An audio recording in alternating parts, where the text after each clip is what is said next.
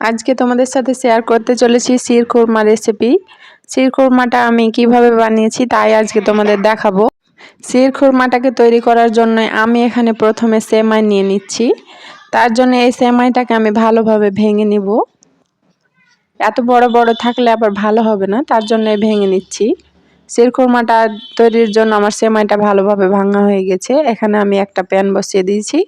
প্যানে আমি অল্প ঘি দিয়ে দিচ্ছি। ঘি এখন আমি ড্রাই ফ্রুট মানে কাজু এবং কিশমিশ ভেজে নিচ্ছি। ভিডিওটা ভালো লাগলে অবশ্যই সাবস্ক্রাইব করে পাশে থাকবেন। ড্রাই ফ্রুটগুলো আমার ভালোভাবে ভাজা হয়ে গেছে, তাই আমি তুলে নিচ্ছি। ড্রাই ফ্রুটগুলো আমার তুলে নেওয়া হয়ে গেলে এখানে আমি সেমাইটাকে ভেজে নেব ভালো করে। সেমাইটা অবশ্য প্যাকেটে ভেজেই ভরা থাকে, তারপরেও ভেজে নিচ্ছি। ঘি দিয়ে অল্প ভেজে নিলে স্বাদটা আরও বেড়ে যায়, তার কারণে ভেজে নেওয়া। তার জন্য আমি এখানে দিয়ে দিলাম সেমাইগুলো।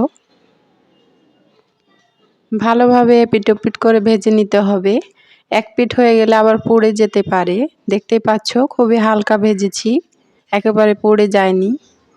এবারে আমি এখানে অল্প অল্প দুধ অ্যাড করে নাড়তে থাকবো। তার জন্য আমি এখানে প্রথমে অল্প দুধ দিয়ে নেড়ে নিয়েছি, তারপরে আমি আবারও অল্প অল্প দুধ দিয়ে নাড়তে থাকবো।